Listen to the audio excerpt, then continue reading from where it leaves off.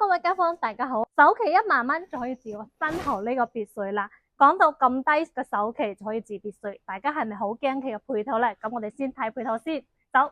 咁而家咧我就嚟到我哋周邊嘅配套啦，呢度有大型商場啦，包括周六福啦，同埋各種飲品嘅商業街啦。咁我哋呢邊咧亦都有商超 KTV 啊，包括按摩特吉，樣樣都齊全嘅。咁正對面嗰邊咧就係我哋嘅農貿市場啦，買新鮮嘅蔬菜、雞、鴨、鵝啊呢啲都係比較方便嘅。咁呢個配套咧就喺我哋別墅區1公里範圍內嘅啫，係非常之方便噶。OK， 咁我哋再睇下飲品間先，導演先。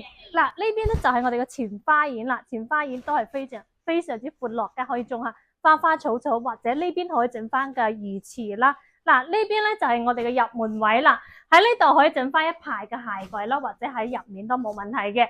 一樓咧佢就做咗一個套間嘅，可以作為一個長者房啦，有埋廁所嘅。咁呢邊咧就係飯廳同埋廚房噶啦，非常之闊落，採光比較好嘅。而家係唔開燈嘅情況下噶 ，OK， 咁我哋再睇下其他先。嗱，呢一邊咧就樓梯落去嘅就係我哋負1樓噶啦。咁呢邊咧亦都係預留咗做 lift 嘅位置嘅。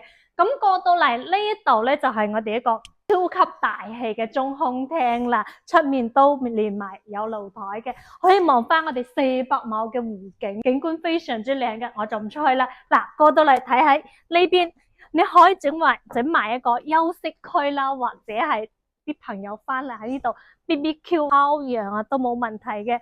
嗱，咁過到嚟呢邊仲有一個側花園嘅喎，喺呢邊種埋花花草草啦，種菜都冇問題。咁過到嚟嗱，其實1樓出面呢度個花園咧係可以連接到我哋負1樓嘅位置嘅。